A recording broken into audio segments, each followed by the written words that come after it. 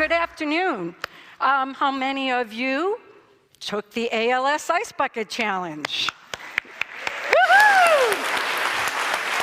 Well, I have to tell you from the bottom of our hearts, thank you so very, very much.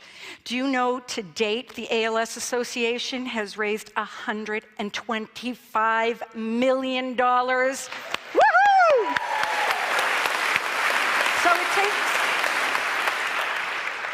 So it takes me back to the summer of 2011.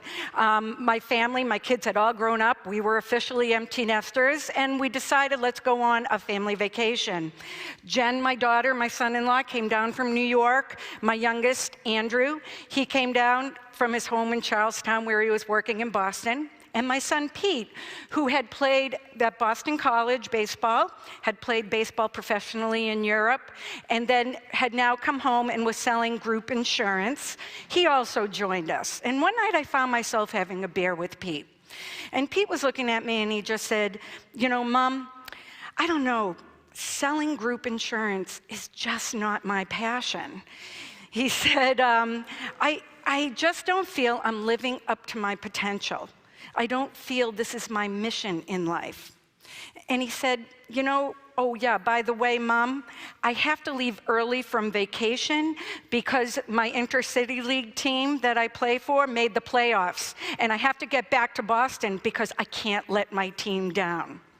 I'm just not as passionate about my job as I am about baseball.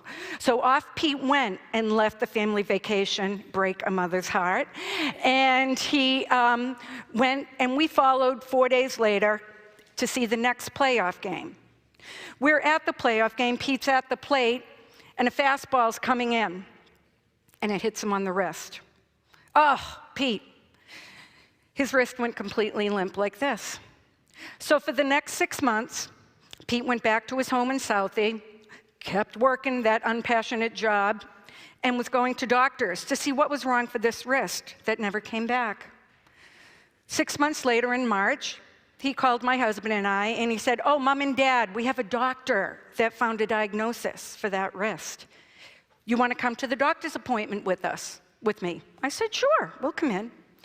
That morning, Pete, John, and I all got up, got dressed, got in our cars, 3 separate cars, because we were going to go to work after the doctor's appointment to find out what happened to the wrist. Walked into the neurologist's office, sat down, 4 doctors walk in, and the head neurologist sits down. And he says, well, Pete, we've looking at all the tests, and I have to tell you, it's not a sprained wrist. It's not a broken wrist. It's not nerve damage in the wrist. It's not an infection. It's not Lyme disease. And there was this deliberate elimination going up. And I was thinking to myself, where is he going with this? Then he put his hands on his knees. And he looked right at my 27-year-old kid and said, I don't know how to tell a 27-year-old this. Pete, you have ALS. ALS? I had a friend whose 80-year-old father had ALS. I looked at my husband, he looked at me, and then we looked at the doctor, and he said, ALS? Okay, what treatment? Let's go. What do we do? Let's go. And he looked at us and said, Mr. and Mrs. Frates, I'm sorry to tell you this, but there's no treatment, and there's no cure. We were the worst culprits. We didn't even understand that it had been 75 years since Lou Gehrig, and nothing had been done in the progress against ALS. So we all went home, and Jen and Dan flew home from Wall Street. Andrew came home from Charlestown, and Pete went to BC to pick up his then-girlfriend, Julie, and brought her home. And 6 hours later, after diagnosis, we're sitting around having a family dinner. And we're having small chat. I don't even remember cooking dinner that night. But then our leader, Pete, set the vision and talked to us just like we were his new team. He said, there will be no wallowing, people. He goes, we're not looking back, we're looking forward. What an amazing opportunity we have to change the world. I'm going to change the face of this unacceptable situation of ALS. We're going to move the needle, and I'm going to get it in front of philanthropists like Bill Gates. And that was it. We were given our directive. So in the days and months that followed, within a week, we had our brothers and sisters and our family come to us that they were already creating Team Freight Train. Uncle Dave, he was the webmaster. Uncle Artie, he was the accountant. Auntie Dana, she was the graphic artist. And my youngest son, Andrew, quit his job, left his apartment in Charlestown, and says, I'm going to take care of Pete and be his caregiver.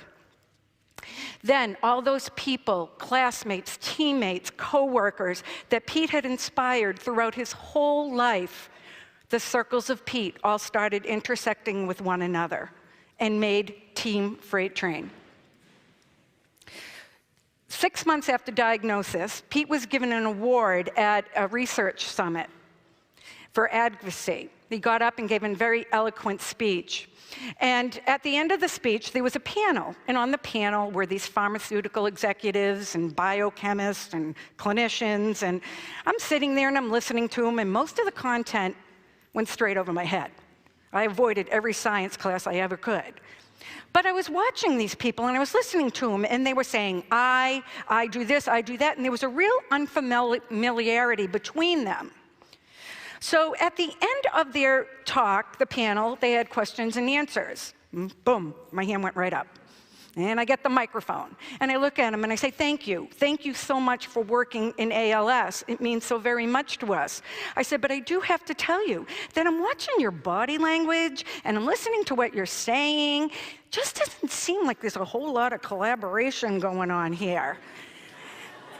And not only that, where's the flip chart with like the action items and the follow-up and the accountability? What are you going to do after you leave this room? And then I turned around, and there was about 200 pairs of eyes just staring at me. And it was at that point that I realized that I had talked about the elephant in the room. Thus, my mission had begun. So over the next couple of years, Pete, we've had our highs and our lows. Pete was put on a compassionate use drug. It was hope in a bottle for the whole ALS community. It was in a phase 3 trial. Then 6 months later, the data comes back, no efficacy. We were supposed to have therapies overseas, and the rug was pulled out of us. So for the next 2 years, we just watched my son be taken away from me, little by little, every day. 2 years ago, 2.5 years ago, Pete was hitting home runs at baseball fields. Today, Pete's completely paralyzed. He can't hold his head up any longer. He's confined to a motorized wheelchair. He can no longer swallow or eat. He has a feeding tube. He can't speak. He talks with eye gazer technology and a speech-generating device, and we're watching his lungs because his diaphragm eventually is going to give out, and then the decision will be made to put him on a ventilator or not. ALS robs the human of all their physical parts, but the brain stays intact. So, July 4th, 2014, 75th year of Lou Gehrig's inspirational speech comes, and Pete is asked by MLB.com to write an article in the Bleacher Report. And it was very significant because he wrote it using his eye gazer technology. 20 days later, the ice started to fall. On July 27th, Pete's roommate in New York City, wearing a Quinn for the Win shirt, signifying Pat Quinn, another ALS patient out in New York, and BC shorts, said, "I'm taking the ALS Ice Bucket Challenge." Picked up the ice, put it over his head, and I'm nominating, and he sent it up to Boston. And that was on July 27th. Over the next couple of days, our news feed was full of family and friends If you haven't gone back, the nice thing about Facebook is that you have the dates, you can go back. You got to see Uncle Artie's Human Bloody Mary. I'm telling you, it's one of the best ones. And that was probably in day 2. By about day 4, Uncle Dave, the webmaster, yeah, he isn't on Facebook, and I get a text from him. And it says, Nancy, what the hell is going on? Uncle Dave gets a hit every time Pete's website is gone onto, and his phone was blowing up. So we all sat down and we realized money is coming in. How amazing. So we knew awareness would lead to funding. We just didn't know it would only take a couple of days. So we got together, put our best 501c3s on Pete's website, and off we went. So week 1, Boston media. Week 2, national media. It was during week 2 that our neighbor next door opened up our door and threw a pizza across the kitchen floor saying, I think you people might need food in there. Week 3, celebrities, Entertainment Tonight, Access Hollywood. Week 4, global, BBC, Irish radio. Did anybody see Lost in Translation? My husband did Japanese television. It was interesting. And those videos, the popular ones. Paul Bissonnette's Glacier video, incredible. How about the Redemption Nuns of Dublin? Who've seen that one? It's absolutely fantastic. JT, Justin Timberlake, that's when we knew that was real A-list celebrities, and I go back in my texts and I can see, JT, my sister, texting me. Andrea Merkel, the Chancellor of Germany, incredible. And the ALS patients, you know what their favorite ones are and their families? All of them. Because this misunderstood and underfunded rare disease, they just sat and watched people saying it over and over, ALS, ALS. It was unbelievable. And those naysayers, let's just talk a couple of stats, shall we? Okay, so the ALS Association, they think by year end, it'll be $160 million. ALS TDI in Cambridge, they raised $3 million. Well, guess what? They had a clinical trial for a drug that they've been developing. It was on a 3-year track for funding. 2 months. It's coming out, it's starting in 2 months.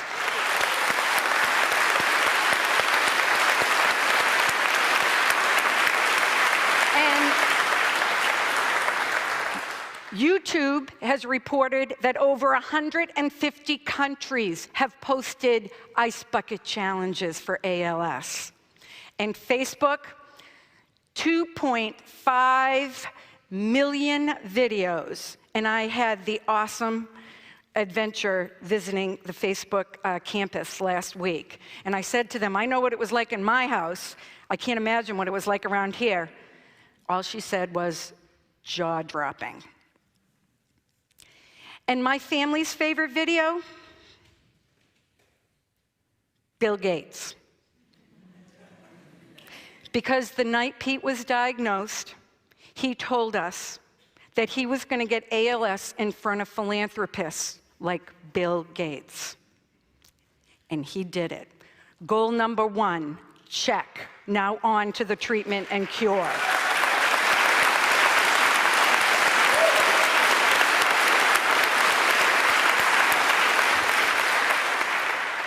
So, okay, after all this ice, we know that it was much more than just pouring buckets of ice water over your head. And I really would like to leave you with a couple of things that I'd like you to remember. The first thing is, every morning when you wake up, you can choose to live your day in positivity. Would any of you blame me if I just was in the fetal position and pulled the covers over my head every day? No, I don't think anybody would blame me. But Pete has inspired us to wake up every morning and be positive and proactive. I actually had to diss support groups because everybody was in there saying that spraying their lawns with chemicals, that's why they got ALS. And I was like, I don't think so, but I had to get away from the negativity. The second thing I want to leave you with is the person at the middle of the challenge has to be willing to have the mental toughness to put themselves out there. Pete still goes to baseball games, and he still sits with his teammates in the dugout. And he hangs his gravity feed bag right on the cages. You'll see the kids, they're up there hanging it up. Pete, is that okay? Yep, and then they put it right into his stomach. Because he wants them to see what the reality of this is and how he's never, ever going to give up. And the third thing I want to leave you with, if you ever come across a situation that you see as so unacceptable, I want you to dig down as deep as you can and find your best mother bear and go after it.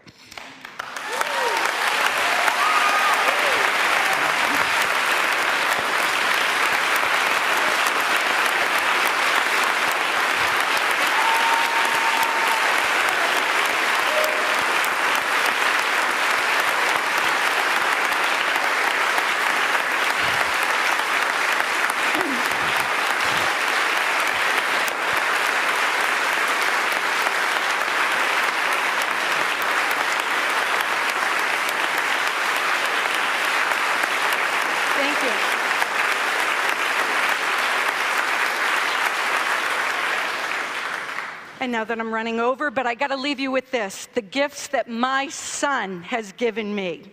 I have had 29 years of having the honor of being the mother of Pete Frates. Pete Frates has been inspiring and leading his whole life. He's thrown out kindness, and all that kindness has come back to him. He walks the face of the earth right now and knows why he's here. What a gift. The second thing that my son has given me is he's given me my mission in life. Now I know why I'm here. I'm going to save my son. And if it doesn't happen in time for him, I'm going to work so that no other mother has to go through what I'm going through. And the third thing, and last but not least, gift that my son has given me as an exclamation point to the miraculous month of August 2014, that girlfriend that he went to get on the night of diagnosis is now his wife. And Pete and Julie have given me my granddaughter, Lucy Fitzgerald Frates. Lucy Fitzgerald Frates came 2 weeks early as the exclamation point on August 31st, 2014. And so,